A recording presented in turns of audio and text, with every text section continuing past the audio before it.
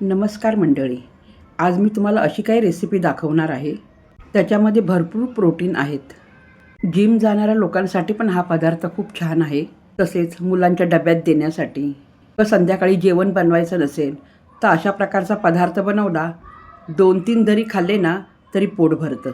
Recipe जाणून घेण्यासाठी चला जान्हविका किचनमध्ये. ही हिरव्या मुगाची डाळ तर माझ्याकडे एवढीच होती म्हणून मी तेवढीच घेतली. तर पूर्ण ही 1 वाटी घेतली तरी चालेल. तर 1 वाटी पूर्ण करण्यासाठी मी अर्धी पिवळी मुगाची डाळ याच्यामध्ये घालून घेतली. म्हणजे 1 वाटीचं प्रमाण ते पूर्णपणे होऊन जाईल. तर याच वाटीने सर्व डाळी आपल्याला घ्यायच्या आहेत. समजा तुमच्याकडे हिरवी डाळ जर नसेल तर त्याच्याऐवजी नुसती पिवळी मुगाची डाळ घ्यायची. आता इथे मी तांदूळ 1 वाटी तांदूळ नाही घ्यायची, याच्यामध्ये अर्ध वाटी तांदूळ घ्यायची.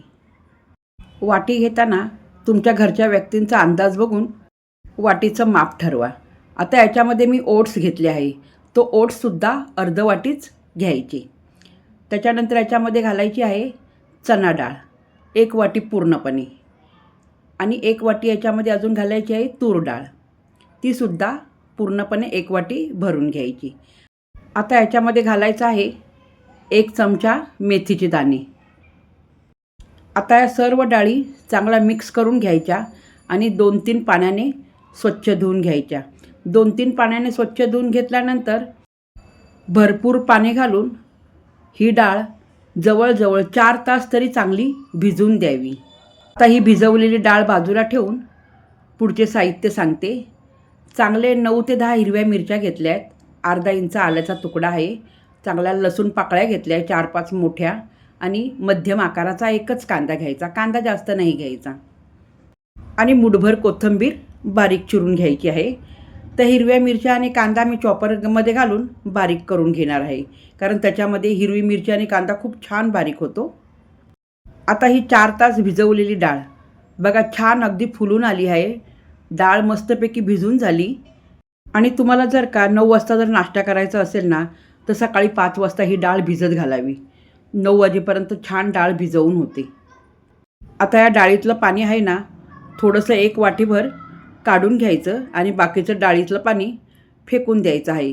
कारण डाळीतलं थोडं पाणी काढून का घ्यायचं, डाळ वाटताना जर पाण्याची गरज लागली तर त्यासाठी हे पाणी बाजूला ठेवून द्यायचं आहे आणि बाकीचं पाणी फेकून द्यायचं. भिजवलेली डाळ मिक्सर जारच्या मोठ्या भांड्यामध्ये घालून घ्यायची. त्याच्यामुळे थोडेसे पाणी शिल्लक ठेवले आहे मी, कारण डायरेक्ट जर आपण पाणी न घालता डाळ जर वाटली तर मिक्सर खूप आवाज करतो, म्हणून थोडेसे पाणी त्याच्यामध्ये ठेवून द्यायचे. तर झाकण लावून चांगलं सरसरीत वाटून घ्यायचं. सुरुवातीला अशा प्रकारे वाटून घेतल्यानंतर आता याच्यामध्ये थोडंसं पाणी घालायचं. बेताचंच पाणी घालायचं, जास्त पाणी नाही घालायचं, नाहीतर पातळ होईल. हे बघा. तर अशा प्रकारे वाटून घेतल्यानंतर आता याला भांड्यामध्ये काढून घेऊया, म्हणजे तुम्हाला कळेल. मिक्सरचं भांडं धुवायचं नाही, फक्त पुसून काढा.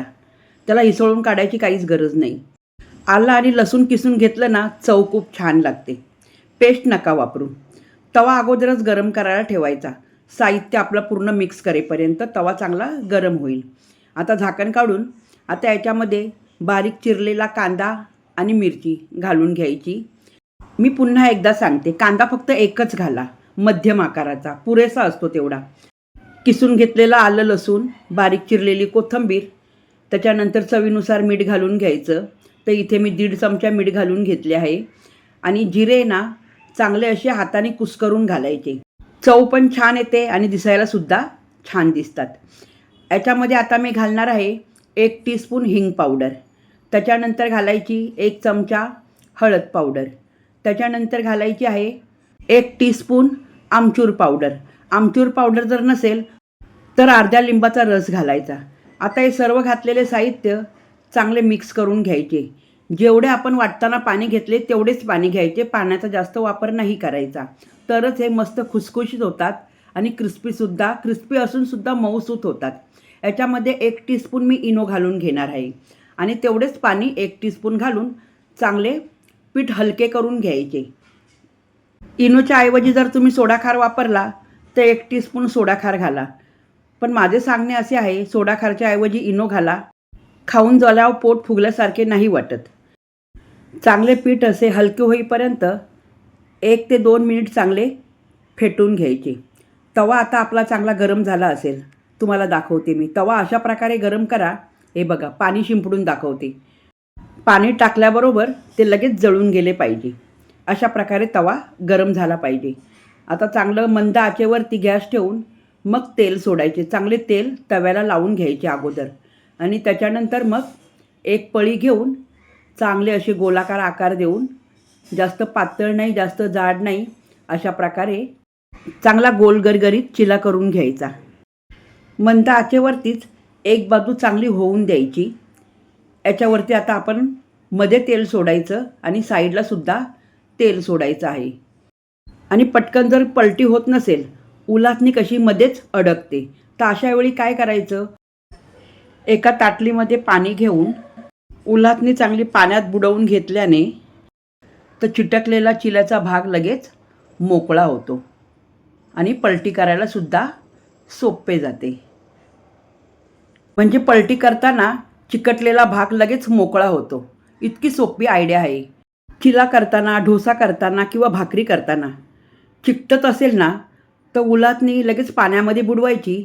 नंतर बनवलेला पदार्थ पलटी करायचा, पटकन मोकळा होतो. असा हा पौष्टिक नाश्ता तुम्ही सुद्धा ट्राय करा. रेसिपी आवडली असेल तर व्हिडिओला लाईक करा आणि अशा चविष्ट रेसिपीसाठी चॅनलला सबस्क्राईब नक्की करा. आणि तुम्ही कुठून कमेंट करत आहात ते सुद्धा मला सांगा. कमेंट करायला विसरू नका. लाईकसुद्धा करा. पुन्हा भेटूया अशा नवीन रेसिपीबरोबर आणि महत्त्वाच्या काही टिप्सबरोबर. तोपर्यंत तुम्हाला सर्वांना माझा नमस्कार.